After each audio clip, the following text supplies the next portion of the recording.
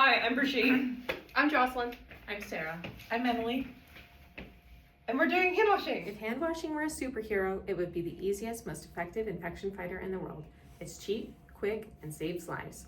So the next time you reach for soap or sanitizer, remember, you're not just washing your hands, you're protecting your patients, colleagues, and yourself. Stay clean and stay safe. Patients and their visitors need to practice good hand hygiene too, but how do we teach them effectively? Demonstrate. Show them the proper technique, don't just tell them. Check for the proper technique. Ask them to demonstrate their technique for you.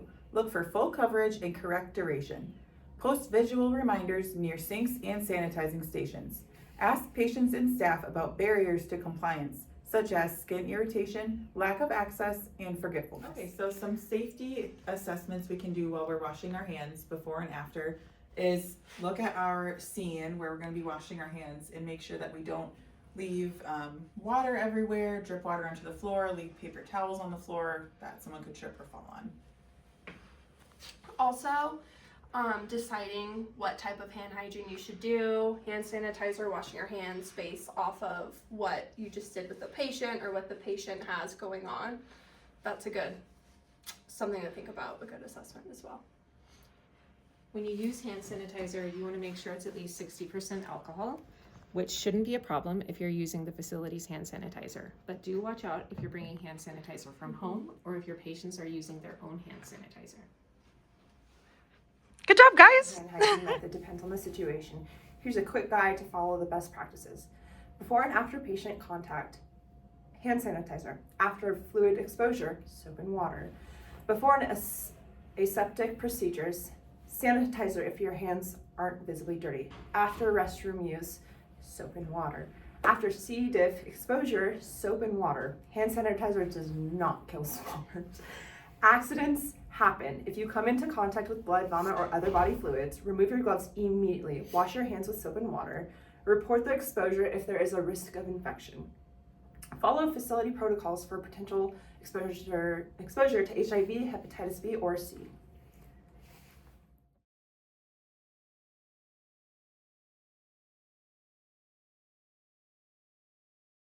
So I just came out of a room with a patient who had C. diff, so now I'm going to wash my hands.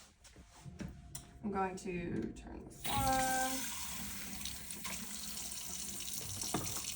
Make sure I get enough soap. I'm going to make sure to wash my hands for at least 30 seconds.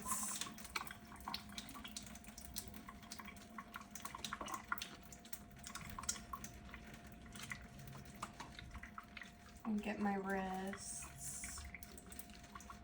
in between my fingers.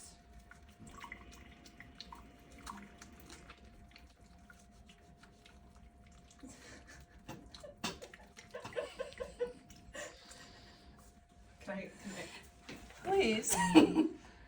Thank you.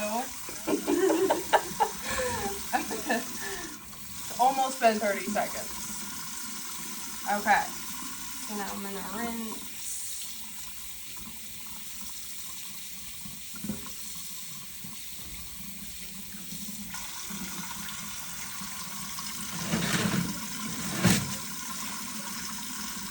Now I'm going to turn off the sink with the paper towel so I'm not touching the dirty sink.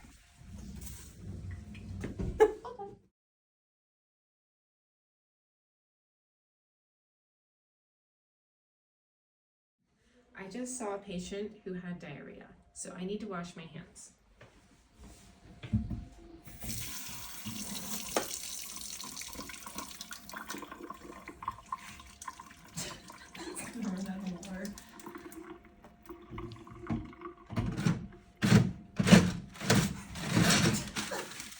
Time for lunch.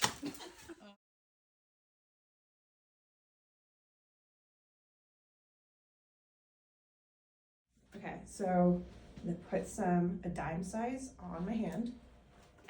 And then I'm gonna rub it in for at least 20 seconds. Going up the wrist, up to my other wrist, between my fingers. Yeah.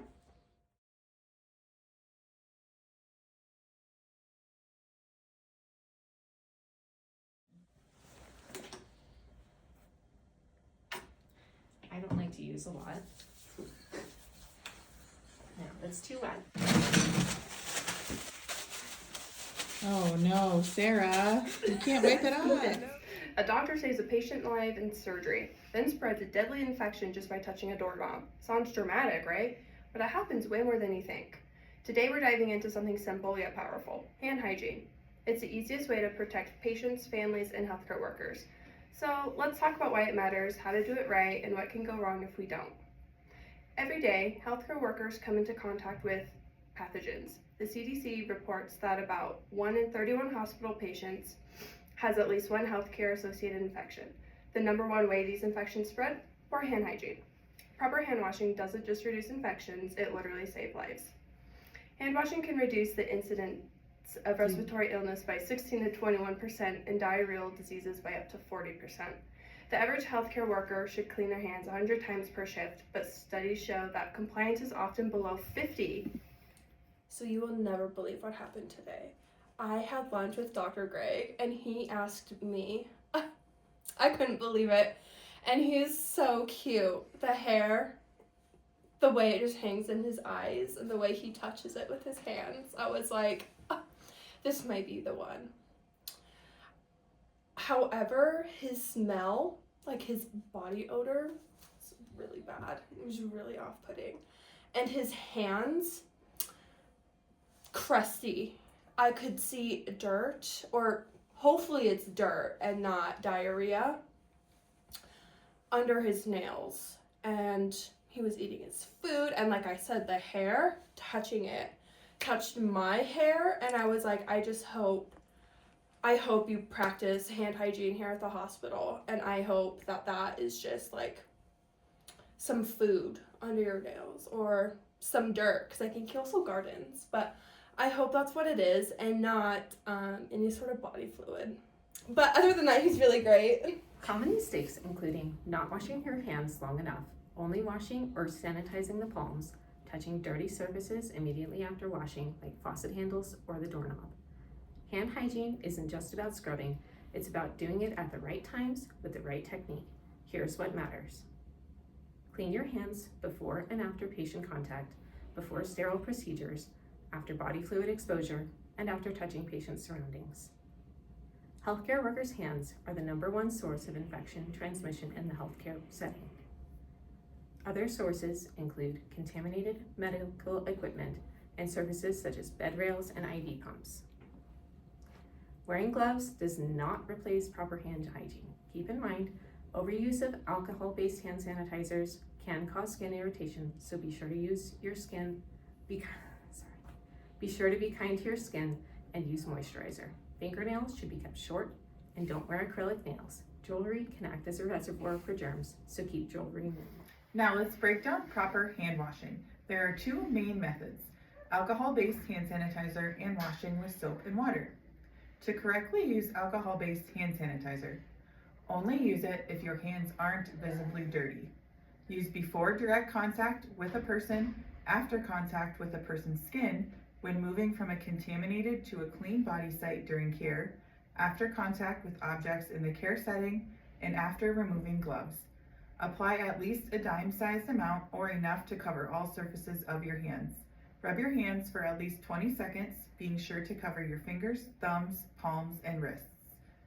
Let your hands air dry. Don't wipe it off. To wash your hands with soap and water, use when your hands are visibly dirty, after using the restroom, before and after eating, after real or suspected exposure to diseases that are resistant to hand sanitizer, such as C. difficile, and if alcohol-based hand sanitizer is unavailable. Wet your hands, apply 1 teaspoon of soap, and lather for at least 20 seconds. A good way to measure this is to sing happy birthday to yourself twice.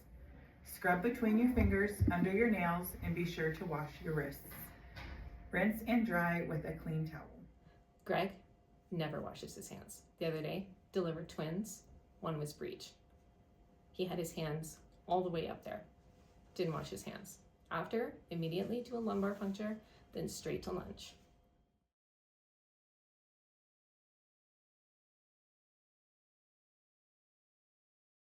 Hi, Dr. Greg. I'm going to be your student nurse today. Oh, you have some boogers coming out. Let me just get those for you. There we go. Lovely. Okay, so anyways, let's just see what's going on. You look just like you're not feeling well today. Oh, that's too bad. Okay. See you later.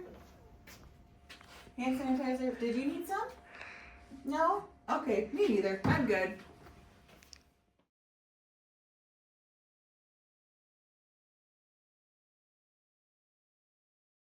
Okay, Dr. Greg. Let me know if you need anything. Let me grab this trash over here. Hand sanitize. I'm gonna put your call light next to you and just holler if you need anything. No, Greg, and you guys, I'm just so sorry this happened, but I just have to tell you that this could have been prevented with proper hand hygiene. You delivered twins, you did a procedure in the emergency department, and did not wash your hands, and now you contracted a deadly infection. And I'm wearing gloves because I don't want to contract the infection. And I'm just so sorry, you guys, and ooh.